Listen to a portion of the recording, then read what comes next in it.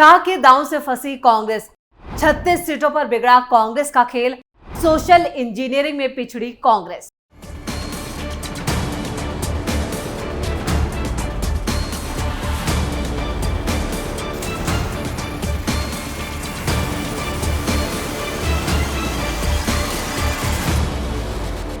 हरियाणा का चुनाव दिलचस्प हो गया है।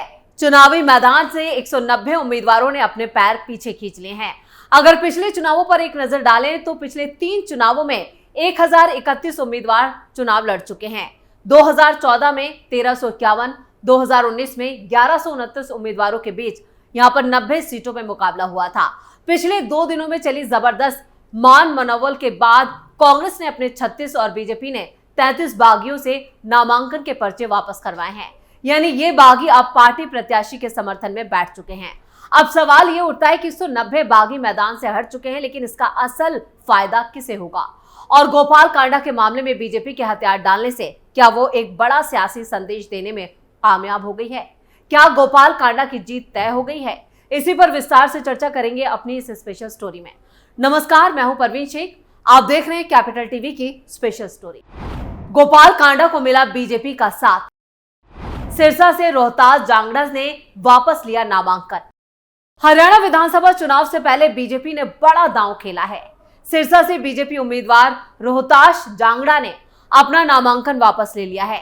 नामांकन वापस लेने की आखिरी तारीख थी तो उन्होंने कहा कि मैंने सिरसा विधानसभा क्षेत्र से अपना नामांकन वापस लिया। बीजेपी संगठन के आदेश से ये नामांकन वापस भरा था और उनके आदेश से ही मैंने अपना नामांकन वापस ले लिया। अब इस सीट पर बीजेपी गोपाल कांडा का समर्थन करेगी। गोपाल कांडा इस सीट से निर्दलीय चुनाव लड़ रहे हैं। अब यहां कांडा का मुकाबला कांग्रेस के उम्मीदवार गोकुल सेतिया से होगा। वहीं जेजेपी से पवन शेरपुरा चुनावी मैदान में है। खबरों के मुताबिक जांगड़ा के नामांकन वापस लेने की बात जैसे ही सामने आई, वैसे ही कांग्रेस खेमे में हड़कंप मच गया। हरियाणा में बीजेपी अब 89 सीटों पर चुनाव लड़ेगी। नामांकन वापस लेने के बाद रोहतास जांगड़ा ने कहा है कि वो 1980 से संगठन के सिपाही हैं और जो भी पार्टी का आदेश होता है उसका वो पालन करते हैं। फिर कांग्रेस को हराने के लिए और बीजेपी की सरकार बनाने के लिए जो भी पार्टी आदेश करेगी वो उसे मानेंगे। अब वही किसी को समर्थन देने की बात पर जांगड़ा ने कहा है जो भी एनडीए का प्रत्याशी होगा उसका समर्थन करेंगे। बीजेपी के इस दांव से कांग्रेस उम्मीदवार गोकुल सेतिया की हालत खराब हो चुकी है क्योंकि उनके समीकरण बिगड़ चुके हैं। वोटिंग से पहले ही वो बैकफुट पर नजर आ रहे हैं। कौन है गोकुल सेतिया? हरियाणा में कांग्रेस की सरकार में मंत्री रहे लक्ष्मण दास अरोड़ा के नाते गोकुल सेतिया 4 सितंबर को ही कांग्रेस में शामिल हुए थे। विधानसभा चुनाव से पहले सेतिया का कांग्रेस में आना फायदेमंद माना जा रहा था। सेतिया पिछला चुनाव निर्दलीय उम्मीदवार के रूप में 600 वोटों से हार गए थे। उन्हें गोपाल कांडा ने हराया था। अब एक बार फिर उनका मुकाबला गोपाल कांडा से है क्योंकि बीजेपी ने भी गोपाल कांडा को समर्थन देने का ऐलान कर दिया है। सेतिया के कांग्रेस में आते ही उनकी गैंगस्टर गोल्डी बराड़ के साथ तस्वीरें भी वायरल हो रही हैं, जिससे उन्होंने विपक्ष की साजिश से करार दिया है। सेतिया ने दिल्ली में हरियाणा के पूर्व मुख्यमंत्री भूपेंद्र सिंह हुड्डा, हरियाणा कांग्रेस के प्रभारी दीपक बाबरिया, प्रदेश कांग्रेस के प्रदेश अध्यक्ष उदय भान और स्क्रीनिंग कमेटी के अध्यक्ष अजय माकन की मौजूदगी में कांग्रेस ज्वाइन की थी। कांग्रेस में शामिल होने के बाद गोकुल सेतिया ने बड़ा बयान दिया था। उन्होंने कहा था, हरियाणा में कांग्रेस की सरकार आ रही है, हम चाहते हैं कि हमारे इलाके की भागीदारी सरकार में हो। 10 से 15 साल से सिरसा की अनदेखी की जा रही है। बीजेपी में रहते हुए मैंने सरकार के खिलाफ प्रदर्शन किए थे, उनको ये चीजें हजम नहीं हुई, उन्होंने मेरा टिकट काट दिया। मैंने निर्दलीय चुनाव लड़ा, सिरसा के लोगों का भरपूर आशीर्वाद मिला, लेकिन 600 वोट से मैं हार गया। दरअसल गोकुल सेतिया की मां सुनीता सेतिया ने 2014 में बीजेपी के टिकट पर सिरसा से चुनाव लड़ा था, लेकिन उन्हें हार का सामना करना पड़ा था। इसके बाद उन्होंने बीजेपी छोड़ दी थी। सेतिया के नाना लक्ष्मण दास अरोड़ा 1967, 1982, 1991 और 2000 और 2005 में विधायक चुने गए। वो निर्दलीय के रूप में अपनी पारी शुरू करने के बाद कांग्रेस में शामिल हो गए थे। वो प्रदेश सरकार में 4 बार मंत्री भी रहे। साल 2009 का चुनाव उन्होंने बीमारी में ही लड़ा था और इसके बाद वो 30,000 वोट पाने में कामयाब भी रहे थे। उनके निधन के बाद उनकी बेटी सुनीता और उनका परिवार 2014 में कांग्रेस छोड़कर बीजेपी में चला गया। कांग्रेस ने अब गोकुल सेतिया को सिरसा से टिकट दिया है। उनका मुकाबला हरियाणा के लोकहित पार्टी के प्रमुख गोपाल कांडा से है। कांडा का बीजेपी से समझौता हो चुका है, इससे इनकार नहीं किया जा सकता। वो अलग बात है कि वो लगातार इससे इनकार कर रहे हैं। लोकसभा चुनाव में मिली सफलता से सिरसा में कांग्रेस के हौसले बुलंद है। इस चुनाव में कांग्रेस की कुमारी शैलजा ने बीजेपी के अशोक तंवर को 2,68,000 से ज्यादा वोटों के अंतर से हराया था। सिरसा विधानसभा सीट पर शैलजा को 13,000 से ज्यादा वोटों की लीड मिली थी। गैंगस्टर गोल्डी बराड़ के साथ तस्वीरें वायरल। सेतिया के कांग्रेस में शामिल होते ही उनकी अंतर्राष्ट्रीय गैंगस्टर गोल्डी बराड़ के साथ तस्वीरें वायरल हुई और इस तरह के 5 फोटो सामने आए जिससे उनकी जमकर फजीयत भी हुई। सेतिया ने इसके पीछे गोपाल कांडा का हाथ बताया। उनका कहना था कि टिकट कटवाने के लिए ये सब किया जा रहा है। इसके साथ ही उन्होंने कहा कि बराड़ उनका कॉलेज में दोस्त हुआ करता था, लेकिन अब उससे उनका कोई संबंध नहीं है। सेतिया ने कहा कि जब वो मनोहर लाल खट्टर के साथ तस्वीर ले रहे थे तो पीछे गोल्डी बराड़ भी खड़ा हुआ था। सेतिया ने यह भी कहा था कि पिछला चुनाव उन्होंने कांडा के खिलाफ लड़ा था, लेकिन उस वक्त ऐसी फोटो वायरल नहीं की गई थी। जांगड़ा की नामांकन वापसी पर बीजेपी नेता अशोक तंवर ने कहा है कि ये पार्टी का फैसला था और रोहतास जांगड़ा ने अपना नामांकन पत्र वापस ले लिया है। हमारा मुख्य उद्देश्य राज्य में कांग्रेस की झूठ और धोखे की राजनीति से राज्य को दूर करना है और पिछले 45 सालों से देश और बीजेपी की सेवा के लिए उनका परिवार समर्पित है।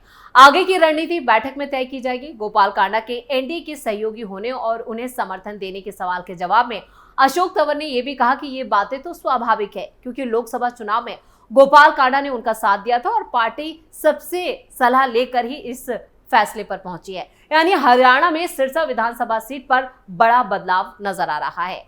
बीजेपी उम्मीदवार रोहतास जांगड़ा ने अपना नामांकन वापस लिया है और अब बीजेपी गोपाल कांडा को समर्थन देगी, लेकिन गोपाल कांडा इस समर्थन से इनकार कर रहे हैं। इसके पीछे भी एक रणनीति है। बीजेपी के दांव से कांडा की जीत तय।